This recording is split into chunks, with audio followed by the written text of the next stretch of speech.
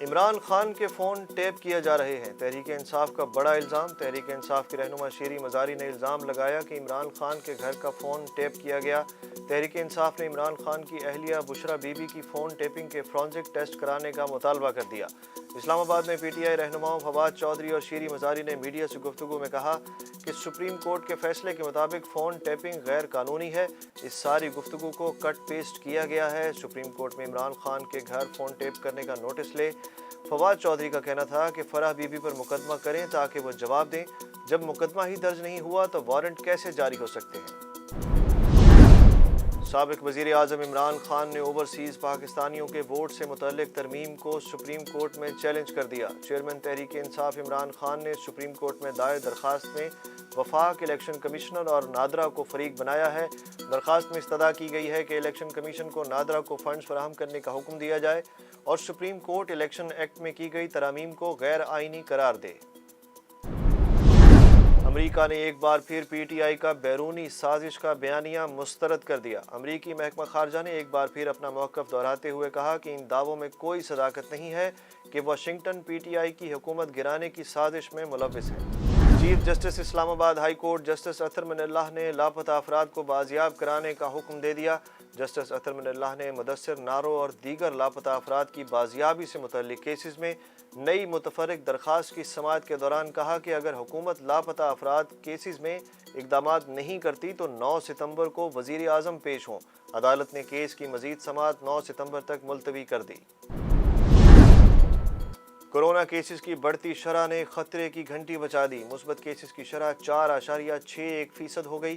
24 گھنٹے میں مزید 2 افراد جان کی بازی ہار گئے۔ ملک بھر میں مزید 675 کیسز رپورٹ۔ کراچی میں مثبت کیسز کی شرح 20% سے زائد ریکارڈ۔ ملک میں کورونا کے بڑھتے کیسز کے باعث وفاقی وزیر صحت عبدالقادر پٹیل نے عوام کو عید کی چھٹیوں پر گھروں سے کم نکلنے کا مشورہ دے دیا۔ اسلام آباد میں پریس کانفرنس کرتے ہوئے وفاقی وزیر صحت نے کہا کہ کورونا تیزی سے بڑھ رہا ہے، سمارٹ لاک ڈاؤن پر فی الحال غور نہیں کیا جا رہا۔ صوبوں کو ایمرجنسی صورتحال پر ہدایات جاری کر دی گئی ہیں۔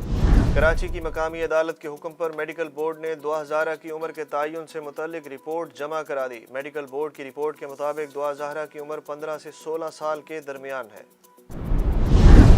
وزیر اعظم کا ٹیکسٹائل سیکٹر کے انرجی مسائل ترجیحی بنیادوں پر حل کرنے کا حکم۔ لاہور میں وزیر اعظم شہباز شریف کی زیر صدارت سرمایہ کاری کے فروغ سے متعلق اجلاس ہوا، جس میں معاون انڈسٹریل اور ایکسپورٹ سیکٹر کے مسائل کا جائزہ لیا گیا۔ شہباز شریف نے صرف گیس پر چلنے والے کارخانوں کے لیے گیس کی لوڈ شیڈنگ کی پالیسی پر بھی نظر ثانی کرنے کی ہدایت کر دی۔ لاہور کی بینکنگ عدالت نے منی لانڈرنگ کیس میں مونس الہی اور دیگر ملزمان کی ضمانت میں توسیع کر دی۔ مسلم لیگ کاف کے رہنما مونس الہی کے خلاف 24 ارب کی منی لانڈرنگ کے کیس کی سماعت ہوئی، جس میں لیگی رہنما سمیت شریک ملزمان محمد خان بھٹی اور واجد احمد عدالت کے روبرو پیش ہوئے۔ عدالت نے مونس الہی اور دیگر ملزمان کی عبوری ضمانت میں 14 جولائی تک توسیع کر دی۔ ملک میں بجلی کا شارٹ فال 8000 میگا واٹ کے قریب پہنچ گیا۔ ملک کے مختلف علاقوں میں 14 گھنٹے تک کی لوڈ شیڈنگ کے باعث معمولات زندگی شدید متاثر ہو گئے۔ پاور ڈویژن کے مطابق بجلی کی مجموعی پیداوار 21081 میگا واٹ جبکہ طلب 29000 میگا واٹ ہے۔ ملک میں روپے کے مقابلے میں ڈالر کی قدر میں اتار چڑھاؤ کا سلسلہ جاری۔ روپیہ مزید مستحکم، ڈالر کی قدر میں کمی ہو گئی۔ انٹر بینک میں ڈالر کی قیمت میں 60 پیسے کی کمی ہوئی، ڈالر 204 روپے 25 پیسے کا ہو گیا۔ ٹیسٹ رینکنگ میں قومی ٹیم ایک درجہ تنزلی کے بعد 5ویں سے 6 نمبر پر آ گئی۔ انگلینڈ نے آئی سی سی ٹیسٹ رینکنگ میں پاکستان کی جگہ 5ویں پوزیشن لے لی۔ آئی سی سی ٹیسٹ ٹیم رینکنگ میں آسٹریلیا کی پہلی پوزیشن برقرار۔ اور منفرد انداز پرجوش آواز سندھ کے لوک گلوکار علن فقیر کو مداحوں سے بچھڑے 22 برس بیت گئے۔ صوفیانہ کلام اردو اور سندھی میں بھی قومی گیت گائے، ان کی آواز کا سحر آج بھی برقرار ہے۔